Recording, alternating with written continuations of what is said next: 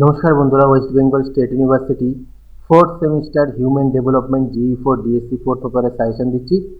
বন্ধুরা, শর্ট কোশ্চেনের সাজেশন পূর্বেই দিয়ে দিচ্ছি, সেগুলোই পড়বে আসবে। আরেকটা ব্যাপার বলে দিচ্ছি, এই পেপারে যা কোশ্চেন দিচ্ছি তোমরা পড়বে। এখান থেকে আবার 2023-এর কিছু কোশ্চেন আমি অ্যাড করছি, সেগুলো বাদ দিও না। এটা রিকোয়েস্ট রইল, বাদ দিও না, এগুলো রিপিট হতে পারে। এই পেপারটা দেখো রিপিট হয়, সেম কোশ্চেনই হয়তো দিয়ে দেবে। হয়তো গতবারে 10 নম্বরে এসছে, এবারে সেটা 5 নম্বরে এলো, বা এবারে গতবারে যেটা 5 নম্বরে এসছে এবারে সেটা 10 নম্বরে এলো। তো যা দিয়েছি সাজেশনগুলো সলভ করো, এগুলো থেকে কমন পেয়ে যাবে। ভিডিওটা ভালো লাগলে লাইক কমেন্ট শেয়ার করে দিও। তো 5 নম্বরের জন্য প্রথম প্রশ্ন, শিশু কল্যাণমূলক বিকাশের উদ্দেশ্য লেখো অথবা শিশু কল্যাণের উদ্দেশ্যগুলি সম্বন্ধে লেখো।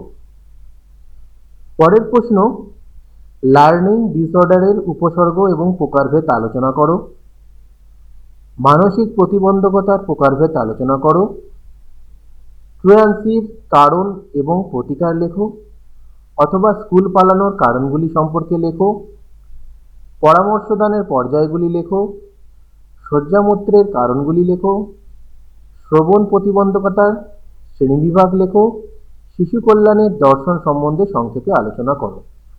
10 নম্বরের জন্য পড়বে, শ্রবণ প্রতিবন্ধকতা যুক্ত শিশুদের গাইডেন্স এবং কাউন্সেলিং পদ্ধতি আলোচনা করো। দৃষ্টি প্রতিবন্ধকতা যুক্ত শিশুদের পুনর্বাসন নীতি সম্পর্কে লেখো। জাতীয় শিশু নীতি নিয়ে আলোচনা করো। যে কোনো 4 প্রকারের সমস্যামূলক আচরণের কারণ ও প্রতিকার সম্বন্ধে লেখো। শিশুদের জন্য জাতীয় নীতি সম্পর্কে লেখো।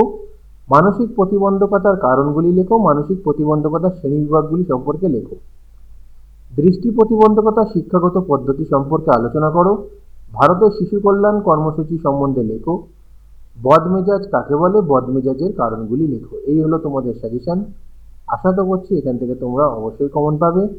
শর্ট কোশ্চেনের সাজেশনটা প্লেলিস্ট থেকে তোমরা নিয়ে নিও, সেগুলো ভালো করে পড়ো, আর অবশ্যই চ্যানেল সাবস্ক্রাইব করে রেখো।